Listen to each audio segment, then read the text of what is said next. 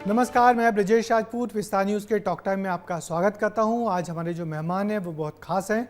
वो एक साथ कई कई क्षेत्रों में काम करते हैं। वो बाल अधिकारों के लिए काम करते हैं, वो दिव्यांग बच्चों के लिए काम करते हैं, वो बीजेपी आरएसएस से भी जुड़े हुए हैं और इन दिनों राज्य योग आयोग के अध्यक्ष भी हैं। स्वागत करते हैं डॉक्टर राघवेंद्र शर्मा जी का। बहुत बहुत धन्यवाद। राघवेंद्र जी, आपका बहुत बहुत स्वागत है विस्तार न्यूज़ में। सबसे पहले तो हम आपसे यही जानना चाहेंगे कि आप जो एक साथ इतने सारे क्षेत्रों में सक्रिय रहते हैं, आप लिखते भी हैं और बाल आयोग के लिए भी आपने अच्छा काम किया हुआ है, उनके अधिकारों के लिए लगातार लिखा हुआ है, तो ये सब एक साथ कैसे काम कर लेते इतने सब? ब्रजेश जी, मेरा मानना है जीवन में जब भी आप कोई नया काम करते हैं तो वो जीवन में हमेशा ऐड होना चाहिए, पुराना माइनस नहीं होना चाहिए। तो मैंने जब भी जो काम करता हूँ मैं तो ऐसा मानता हूँ कि यहाँ तक की जिम्मेदारियाँ थी मेरी वो कंटिन्यू रखना है। अब मुझे एक नया काम मिला है, इसलिए पुराने कोई काम कोई छोड़े नहीं मैंने। मैं जब बाल अधिकार संरक्षण आयोग का अध्यक्ष था तो बच्चों के लिए मैं जो एक्टिविटी करता था मैं आज भी करता हूँ। उस समय मैंने एक वेबिनार शुरू किए थे जब कोविड आया, और वेबिनार प्रत्येक रविवार को हम लोग बच्चों के ऊपर कानून, बच्चों की समस्याएं, बच्चों से जुड़े हुए लोगों के लिए वेबिनार करते हैं। मुझे आपके साथ शेयर करते हुए बड़ी खुशी होगी, अभी तक 332 सप्ताह से लगातार हम उस वेबिनार को कर रहे हैं, एक बार भी खंडित नहीं हुआ है। तो मैं यही मानता हूँ कि जो काम करते हैं उसको हमेशा लाइफ में कंटिन्यू करते रहना चाहिए। इन दोनों आपको जो जिम्मेदारी मिली हुई है राज्य योग आयोग की, तो क्या है इसका उद्देश्य, क्या है, क्या मकसद है? मेरा मानना है कि आज के समय में जो एक भागम भाग की ज़िंदगी है, इसमें व्यक्ति के पास स्वयं के लिए समय नहीं है। और मैं मानता हूँ भाई, जो भी काम कर रहा है वो एक मशीन की तरह कर रहा है। इन सब में अगर उसको अपने लिए कुछ सोचने का कोई समय है, अपने लिए सोचने का कोई विचार है जो वास्तव में मनुष्य को मनुष्यता की तरफ ले जाए, जिस उद्देश्य के लिए वो संसार में आया है, मुझे लगता है जिसके लिए वो सारा काम करता है वो आत्म के बारे में नहीं सोच रहा है। तो योग का उद्देश्य यही है कि व्यक्ति स्वयं के बारे में सोचे, स्वयं अपने अंदर झांक करके देखे, इससे उसके जीवन में आने वाली समस्याओं का समाधान है। जैसे मैं कहूँ, अगर मैं एक बहुत अच्छा काम करता हूँ किसी ऑफिस में तो मेरी वर्किंग एफिशिएंसी बढ़ाना है तो योग कीजिए। अगर मैं विद्यार्थी और मुझे अपनी याददाश्त बढ़ाना है तो योग कीजिए। और जो अष्टांग योग कहा गया है जिसके 8 अंग हैं, उसमें से एक अंग आसन है। बस मैं आपके माध्यम से दर्शकों से एक बात ज़रूर कहना चाहूँगा कि केवल आसन योग नहीं है, अष्टांग योग है। तो हम जब सारी बातों में सोचेंगे, यम नियम से शुरू करेंगे और आगे समाधि तक जाते हैं, तो यह मनुष्य के संपूर्ण विकास का एक मॉडल है। लेकिन लोगों ने आसन को ही योग समझ रखा है और इससे कुछ लोग और आगे बढ़ गए हैं, तो वो बीमारियों के नाम पर योग को बेचते हैं या योग का प्रचार करते हैं। तो इसको किस रूप में लेते हैं? क्या योग बीमारियों से बीमारियों को दूर करने वाली दवाई है या जीवन शैली है? मैं दोनों बातों से डिनाई नहीं कर सकता, वास्तव में दोनों हैं। सबसे अच्छा पहली बात तो यह है कि स्वस्थ शरीर में ही स्वस्थ आत्मा का वास होता है। तो हमें अगर अपनी आत्मोन्नति करना है, हमें अपने आध्यात्मिक दृष्टि से हमें और ऊपर उठाना है अपने आप को, जो हमारे यहाँ चक्र कहा गया कि आप मूलाधार चक्र से शुरू करते हैं हम, और सहस्त्रार चक्र को अपनी प्राणवायु को ले जाना है, तो उसके लिए मैं शरीर का स्वस्थ रहना बहुत आवश्यक है। इसलिए मैं उसकी भी उतनी प्राथमिकता पर बात करूँगा कि पहले शरीर को स्वस्थ रखना आवश्यक है। लेकिन जैसे मैंने कहा, केवल आसन योग नहीं है। अब वो जब केवल आसन को योग मान लें तो क्या कठिनाई आती है। जैसे आपके ऑफिस में इतने लोग काम करते हैं, अब आप कहोगे इनको हम योग कैसे करा सकते हैं, तो क्यों नहीं करा सकते। तो हमारे जीवन की शैली है, जीवन का एक हिस्सा है, जीवन जीने का तरीका है योग। हमें उस तरफ जाना पड़ेगा। तो आसन से हम शुरू करते हैं, लेकिन हमें समाधि की तरफ जाना है, तो इन अष्टांग योग का हम पालन करते हुए आगे बढ़ना चाहिए। जब हम आसन करते हुए अपने शरीर को स्वस्थ रखेंगे और स्वस्थ के माध्यम से फिर हम इसको आगे बढ़ाएंगे, तो मुझे लगता है, जैसे मैंने कहा कि हमारे हर एक क्षेत्र में अपने कार्य को एक कौशल के साथ करना है। भगवान श्री कृष्ण ने युद्ध के क्षेत्र में खड़े हुए अर्जुन को योग के बारे में कहा गया, तो ऐसा बोलते हैं कि उसका सार क्या है, तो उन्होंने कहा योगः कर्मसु कौशलम। कोई भी काम कुशलता के साथ करना ही योग है। तो मुझे लगता है कि हम जिस क्षेत्र में काम कर रहे हैं उसको कुशलता के साथ कीजिए, यह सबसे बड़ा योग है। मगर जैसे कि आपने बताया कि मध्य प्रदेश में तो जो योग आयोग है वो शिक्षा विभाग के अधीन है, मगर केंद्र सरकार ने उसको आयुष में लिया है, यानी कि जो बीमारियों की उपचार पद्धतियाँ होती उसमें। तो क्या मध्य प्रदेश में आप इस योग को कुछ जो स्वास्थ्य नीति है या अस्पताल है उनमें शामिल करने की कोई योजना बना रहे हैं या आपने सोचा है ऐसा? जैसे मैं आयोग का अध्यक्ष बना तो मुझे मेरे शुभचिंतक और कुछ लोगों ने बोला कि आयोग को आयुष में ले जाना चाहिए। मेरे ही मन में विचार आया कि आयोग को आयुष में होना चाहिए, लेकिन फिर मैं बहुत गंभीरता से सोचा तो मुझे लगा कि हमारे पास लगभग हम कहें क्या एक मध्य प्रदेश सरकार के माध्यम से भी 75,000 विद्यालय हैं। प्राइवेट और सरकारी मिला के करते हैं तो हमारे पास लगभग ये 1,30,35,000 विद्यालय होते हैं। तो मुझे लगा कि इस योग को जहाँ सर्वाधिक आवश्यकता है हमारे बच्चों को सिखाने की, तो मेरा मानना यह है कि योग का शिक्षा विभाग में बहुत अधिक उपयोग है, इसलिए मध्य प्रदेश सरकार की योग नीति बनी हुई है, मैं उस पर काम कर रहा हूँ। हम लोगों ने लंबे समय से यहाँ एक हमारा योग प्रशिक्षण केंद्र है भोपाल में, जिसमें प्रत्येक ज़िले से 2 शिक्षक आते हैं, 1 महीने का यहाँ ट्रेनिंग लेते हैं वो। तो अभी ये क्रम चलता था। मैं जब योग आयोग अध्यक्ष की मुझे जिम्मेदारी मिली तो मैंने तय किया कि अब हम प्रत्येक ज़िले में एक मुख्यमंत्री जिला योग प्रशिक्षण केंद्र शुरू करेंगे। 55 जिलों का हमारा रोड मैप तैयार है और उसमें जो हमारे यहाँ से ट्रेनिंग लेकर के गए हैं वो वहाँ मास्टर ट्रेनर बन गए, वो वहाँ ट्रेनर हो जाएंगे। अब प्रत्येक ब्लॉक से हम 2-2 शिक्षक बुलाएंगे ज़िले में और एक 15, 20, 25 लोगों का अपने हर एक ज़िले में इनका वर्ग वो एक महीने का प्रशिक्षण देंगे। तो मुझे लगता है हम 1 साल के अंदर में 8-10 हज़ार शिक्षकों को योग का अच्छा प्रशिक्षण दे सकते हैं, क्योंकि हमें भविष्य में प्रत्येक विद्यालय में योग का जानकार व्यक्ति, योग का शिक्षक वहाँ पहुँचाना है। मगर एक बात और है कि जिस तरीके से योग को कुछ लोग सिर्फ एक धार्मिक क्रिया समझते हैं और उससे दूरी बना के चलते हैं। जब भी हमारा सूर्य नमस्कार होता है तो एक बड़ा वर्ग उससे दूर होता है और उसको इसलिए दूर होता है क्योंकि उनका कहना है कि आराधना वाला पर्व है, तो उससे दूर हो जाता है। तो इस गलत फहमी को कैसे दूर करेंगे और उनको कैसे जोड़ेंगे आप? वैसे मेरा मानना नहीं, हमारे शास्त्रों का, इन सब का कहें तो योग विशुद्ध रूप से एक वैज्ञानिक क्रिया है, साइंस है योग, इससे परे योग कुछ नहीं है। तो मैं मानता हूँ कि जैसे आसन के से शरीर स्वस्थ होता है, ऐसे ही हमारे शरीर की रचना है। आप किसी भी धर्म में रहिए, किसी भी विधा में रहिए, कोई भी पूजा पद्धति का पालन कीजिए, शरीर रचना तो नहीं बदल सकती, सांसों के लेने का क्रम तो नहीं बदल सकते आप। तो वास्तव में ध्यान जो हम कहते हैं, योग जिसको कहते हैं, वो सांसों के लेने का क्रम है। अगर हम सही तरीके से सांस लेते हैं तो हम स्वस्थ हैं। मैं आपको एक बहुत मज़ेदार बात बताता हूँ। हम सामान्यतः गलत तरीके से श्वास ही लेते हैं। वो कैसे होता है? अगर हमने पूर्णतः ठीक तरीके से हम सांस लेते हैं तो हमारे फेफड़ों में 100% ऑक्सीजन जाती है, ठीक। और जब हम उसको अच्छे तरीके से नहीं लेते हैं तो 50-60% ही ऑक्सीजन जाती है। जब 100% ऑक्सीजन जाएगी तो शरीर के प्रत्येक अंग को ऑक्सीजन मिलेगी। अब यह विज्ञान मानता है, विज्ञान ही है कि हर एक शरीर को ऑक्सीजन की आवश्यकता है। मस्तिष्क में ऑक्सीजन नहीं पहुँची, कोमा में चला जाएगा आदमी। तो साइंस पूरी तरह से है। तो हमें सांसों के लेने का क्रम, हमारे यहाँ कहा गया है कि निश्चित तो सांसें हैं, बाकी उसके क्रम के अनुसार हम अपनी आयु को कम ज़्यादा कर लेते हैं या अच्छी तरह से जी लेते हैं, तो वह है। दूसरा होता है कि मैं दूसरी बात बोलूँ, सांस हम जब सही लेते हैं जब हम सांस नहीं ले रहे हों। नहीं ले रहे हो माने हम सोते हैं तो सही सांस लेते हैं। तो कई बार मुझे लगता है आदमी तो अपने आप को बिगाड़ने में ही लगा हुआ है। प्रकृति है कि उसको सोते समय थोड़ी अच्छी सांसें लेकर के शरीर के प्रत्येक अंग तक ऑक्सीजन दे देती है। मगर आपने जो बात कही तो उससे मेरी उत्सुकता जाग गई कि आखिर सही तरीके से श्वास कैसे ली जाती है। अगर मैं कहूँ आप यहाँ बैठे हैं, आपके पेट का हिस्सा आगे पीछे हो रहा है, आप सही सांस ले रहे हैं। अच्छा, अगर आपने अपनी सांस को नीचे तक ले गए और जो नाभि होती है जिसको हम मणिपुर चक्र बोलते हैं, अगर वहाँ हमने सांस से पंपिंग दी तो शरीर के प्रत्येक अंग तक जाती है। जैसे हम लोग प्राणायाम में करते हैं। आप देखिए पेट जैसे आगे पीछे होगा तो आपकी सांस ठीक है, वरना आप सीने से सांस ले रहे हैं, कंधे से सांस ले रहे हैं, तो आपके उतने ही लंग्स तक वो सांस गई, उतना ही उसने आपको फ़ायदा दिया। बाकी अंग ऑक्सीजन के अभाव में धीमे धीमे आपको परेशान करने लगेंगे। और ये पूरी सांस आप सोते में किसी व्यक्ति को खुद को ऑब्जर्व तो नहीं कर सकते। आप देखिए आपका पेट ऊपर नीचे होता है। तो मैं कई बार बोलता हूँ कि हम तो अपने दुश्मन हैं, केवल प्रकृति है कि जो हमको बचाए हुए रास्ता सही दिखा रही है। कि रात में सही सांस, सही तरीके से सांस ले लेते हैं और दिन में तो हम लोग अपना काम चलाते हैं किसी तरह। बिल्कुल। मगर एक बड़ा सवाल ये भी कि अभी भी जो आदिवासी इलाके हैं या गाँव के पिछड़े इलाके हैं, वहाँ तक योग कैसे पहुँचाएंगे आप? अब मुझे लगता है हम सबके सामने चुनौती भी है। और दूसरा मैं एक दूसरा पहलू कहूँ, हमारे जीवन शैली में जुड़ा हुआ है।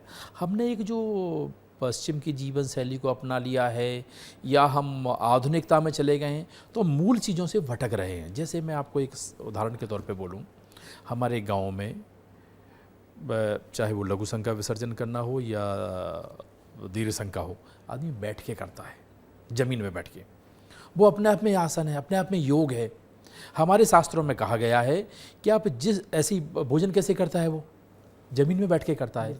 तो जिस पद्धति से आप ग्रहण करते हो उसी तरीके से विसर्जन कीजिए। हमने ग्रहण करने का तरीका भी गलत ले लिया, हमने विसर्जन का भी तरीका गलत ले लिया। तो हमारे गांव की जीवन शैली से वो जुड़ा हुआ था, इसलिए तुलनात्मक आप देखिए गांव में लोगों के पेट नहीं निकले होते हैं, क्योंकि वो ज़मीन में बैठ के भोजन करते हैं। फिर वो सुबह आप देखिए सबसे सर्वाधिक आपके अंदर कोई एनर्जी होती है तो वो सूर्योदय के 1 घंटे पहले और 1 घंटे बाद होती है। अगर आपको कोई बस पैरामीटर से आपको अपनी एनर्जी नापने का हो, ऑरा नापने का हो, तो आप देखिए वो उस समय रहती है। लेकिन शहरी जीवन शैली में हम वो समय तो निद्रा में निकालते हैं। तो हमारी जीवन शैली से जुड़ा था। अब हम जीवन शैली से गांव में भी थोड़े थोड़े कम होते जा रहे हैं। तो मेरा मानना है कि विद्यालय एक ऐसा माध्यम है जो आने वाली पीढ़ी को योग से जोड़ेगा, और केवल योग से जोड़ेगा ही नहीं, उनके अंदर वो सारे गुणों का विकास करेगा जो एक मानवीय मूल्य के लिए आवश्यक हैं। योग मैं कहता हूँ चरित्र निर्माण करता है। आज सबसे बड़ा संकट हमारे साथ चरित्र का आ गया है, तो योग संस्कार देता है। तो एक संपूर्ण विकास का कोई पैकेज है मनुष्य को, मैं दूसरे से मनुष्य को मनुष्यता बनाने का कोई पैकेज है तो वह योग है। और योग का पूरा संबंध सांसों से है। मैं तो अभी मेरी इच्छा है और मेरा आगे प्रयास भी रहेगा कि हम तो जो भी ऐसे, मैं तो कहूँ वंदे मातरम को भी अगर आपको बोलना है तो आप कभी आंख बंद करके सांसों के साथ घोल के वंदे मातरम बोलिए। आप कभी अनुभव कीजिए, आपको लगेगा अनंत आनंद आ जाएगा आपको। मैं तो मानता हूँ कि राष्ट्रगान को भी आप आंख बंद करके सांसों के साथ बोलिए, मुंह से बोलने की आवश्यकता नहीं है, तो आपको परम आनंद आएगा उसका। इसलिए अच्छा गायक भी आमतौर पर आंख बंद करके मगन होकर ही गाता है। हम भगवान के दर्शन करते हैं तो कैसे करते हैं? आंख बंद कर लेते हैं। मैं तो दिव्यांग बच्चों के साथ काम करता हूं। हाँ। और मैं अक्सर कहता हूं कि वो ईश्वर है, हम जिस ईश्वर को देखने के लिए आंख बंद कर लेते हैं, क्योंकि ये भौतिक नेत्र हमारे ईश्वर के छवि को नहीं देख सकते हैं, इसलिए मन के अंतः आत्मा के नेत्रों से देखते हैं। ये तो 24 घंटे आत्मा के नेत्रों से देखते हैं। इसलिए मेरा दिव्यांगों के साथ बहुत आनंद आता है मुझे, और मैं मानता हूँ मेरे जीवन का उद्देश्य है वो। आपने दिव्यांगों के लिए एक वर्ल्ड कप क्रिकेट कप का आयोजन किया था, और बहुत कई घंटों तक वो चलता रहा, तकरीबन 100 से ज़्यादा घंटे तक वो चलता रहा। जी हाँ, 100 घंटे का वो था कार्यक्रम, और बहुत ऐतिहासिक कार्यक्रम था। तो कैसे आपके मन में आया कि इस चीज़ को आगे बढ़ाया जाए? जैसे मैं पहले चाइल्ड कमीशन का चेयरमैन था, आपसे कई बार बात हुई उस बारे में मेरी। तो जब मध्य प्रदेश की सरकार ने बच्चों के अंदर जो एक सुसाइडल टेंडेंसी, आत्महत्या का बहुत ज़्यादा बढ़ रहा है, छोटी सी असफलता से बच्चे निराश हो जाते हैं। मैं आयोग अध्यक्ष होने के नाते उस कमेटी का मेंबर था। अलग अलग बच्चों से मिले, अलग अलग उन परिवारों में मिले जिसमें घटना हुई थी। इन सब घटनाओं ने मेरे मन को झकझोर दिया। मैंने उस दिन से तय किया कि मैं उन बच्चों के लिए काम करूंगा। तब मैंने देखा कि मैं परिवारों से पूछता हूँ, बाकी बच्चों से मिलता हूँ, तो मुझे एक ही बात ध्यान में आई कि इनके सामने कोई चुनौती नहीं है। छोटा परिवार है, एक बच्चा है, बच्चे ने इच्छा व्यक्त की, माता पिता ने पूरी कर दी। तो अभाव होता है उसने नहीं देखा। आपने कितना जानते होंगे करीब से, लेकिन मैं अपने गांव में देखता हूं, हम अपने परिवार में एक दूसरे के कपड़े शेयर करते थे। आजकल तो बाथरूम अलग होने लगा है। तो कंप्रोमाइज़ करने की जो वो थी, कहीं जाना है तो भाई की शर्ट ले लेते, मित्र की शर्ट ले लेते थे। तो एक कंप्रोमाइज़ करने का जो था वो धीमे धीमे ख़त्म हो गया। वो धीमे ख़त्म हो गया तो आदमी की कोई भी कठिनाई आई और बस वो घबरा गया। तो उससे मुझे एक आइडिया लगा कि इन सब के सामने कोई ऐसे आइडियल होना चाहिए। तो मैंने एक ड्राइव चलाया, रियल लाइफ नहीं, रियल लाइफ हीरो। मैंने उस ड्राइव को चलाया। तो मैं ऐसे बच्चों को इनके सबके सामने लाना चाहता था कि जिन्होंने अपने जीवन में विषम परिस्थितियों में आगे बढ़े हैं। तो जो दिव्यांग हैं उनको हमने क्रिकेट खिलाना शुरू किया। नहीं तो लगता है किसी को कल्पना कर सकते हो कि दिव्यांग क्रिकेट खेल सकता है। फिर हमने करनी है, साथ में हमने दिव्यांग बच्चियों को भी क्रिकेट खिलाना शुरू किया। मुझे बताते हुए बड़ी खुशी होगी जिन बच्चियों ने अपना गांव के आगे कुछ नहीं देखा था। जब उन बच्चों से मिलने आते हैं तो बच्चे अपनी घटना सुनाते हैं कि घर वाले बोलते थे कि तो हमारे परिवार में कहाँ से एक अंधा हो गया, इसको तो मथुरा वृंदावन छोड़ाओ, भीख मांग लेगा, खा लेगा, नहीं तो परिवार कैसे चलेगा, इसको खिलाएंगे कि परिवार को चला। इतनी विषम परिस्थितियों से वो बच्चे निकले हैं और धीमे धीमे हमारे साथ क्रिकेट खेलना शुरू किया। कई देशों की यात्राएँ कर रहे हैं और एक अच्छा कैरियर। अभी 8 बच्चों को सरकारी नौकरी मिली है। क्या बात है। तो आपसे कितने ऐसे दिव्यांग बच्चे जुड़े हुए हैं? आपने शायद एक ऑर्गेनाइजेशन भी बनाया हुआ है, क्रिकेट जी, जी। ब्लाइंड क्रिकेट जी एसोसिएशन। बिल्कुल, हमारे पास लगभग 2000 बच्चे हैं और 1000 बच्चियां हैं जो हमसे रेगुलर जुड़े हुए हैं। अच्छा, ये बताइए, आपने बाल अधिकारों के लिए भी काम किया, तो मध्य प्रदेश में जो बच्चे हैं तो उनके लिए ह्यूमन जो चाइल्ड राइट्स है, तो किस टाइप की उनको चुनौतियां हैं या किस टाइप का ज़्यादा उल्लंघन हो रहा है चाइल्ड राइट्स को लेकर? देखिए, हम देखेंगे, मेरा ऐसा मानना है कि अगर एक भी उल्लंघन हो रहा है तो वो हमारे लिए चुनौती है। आंकड़े बेसिकली संवेदना का काम है, आंकड़ों का नहीं है। फिर भी मैं मानता हूँ कि चाइल्ड लेबर एक बड़ी समस्या है हम लोगों के सामने, अच्छा। और उस समस्या का समाधान भी चाहिए। अभी आपको ध्यान में होगा, देवास फैक्ट्री में जो घटना हुई है उसमें भी चाइल्ड लेबर पकड़ी गई, विस्फोट हुआ था। विस्फोट हुआ था, जबकि वो फैक्ट्री और किसी नाम से चल रही थी। हाँ। तो वो हमारे सामने एक बहुत बड़ी चुनौती है।